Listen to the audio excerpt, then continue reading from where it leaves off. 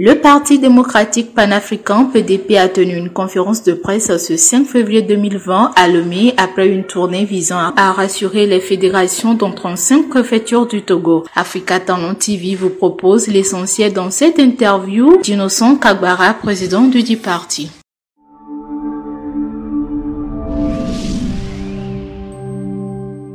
Nous allons continuer notre travail de maillage du territoire. Ce qui est important pour nous, c'est continuer le travail de maillage du territoire pour avoir un résultat à moyen et long terme.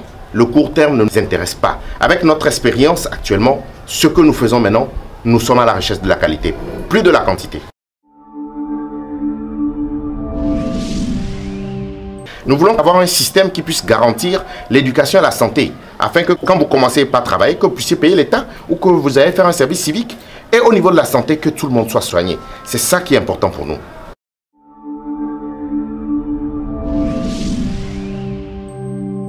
Nos militants sont libres de voter pour qui ils veulent. Nous avons 7 candidats qui sont qualifiés pour la finale de la Champions League togolaise qui se passe chaque 5 ans. Ils n'ont qu'à voter pour la meilleure équipe. Tous sont compétents, tous ont le profil.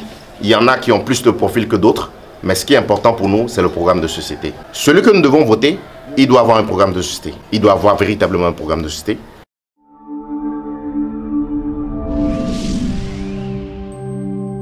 Nous demandons aux candidats de nous séduire pendant les 2 semaines, que nous ayons des débats. Nous regrettons qu'il n'y ait plus de débat entre les 7 candidats. Il faut qu'il y ait un débat comme ça se passe dans les autres pays. Que nous puissions savoir qu'est-ce que vous voulez faire dans le domaine de la santé. Que nous puissions être maintenant des spectateurs, que nous puissions leur poser des questions. C'est de ça qu'il s'agit.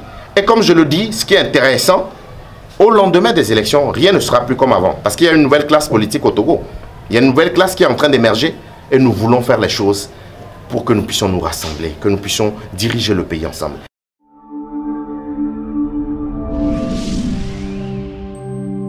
Ce que nous faisons, ce n'est pas pour entrer dans le gouvernement. Et pour beaucoup, peut-être qui cherchent à rentrer dans le gouvernement, pour nous, nous sommes présidents de commission, nous avons rang de ministre. Donc, ce n'est pas rentrer dans un gouvernement qui nous importe.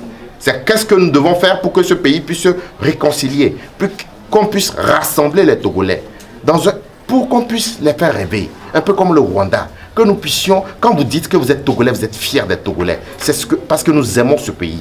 Nous aimons ce pays. Au-delà des querelles, on peut se retrouver. C'est ça qui est fondamental pour nous. Ceux qui sont contents parce qu'on nous a disqualifiés, ce n'est pas un problème. Mais je le disais, après la finale de la Champions League du 22, on va rejouer les matchs de poule.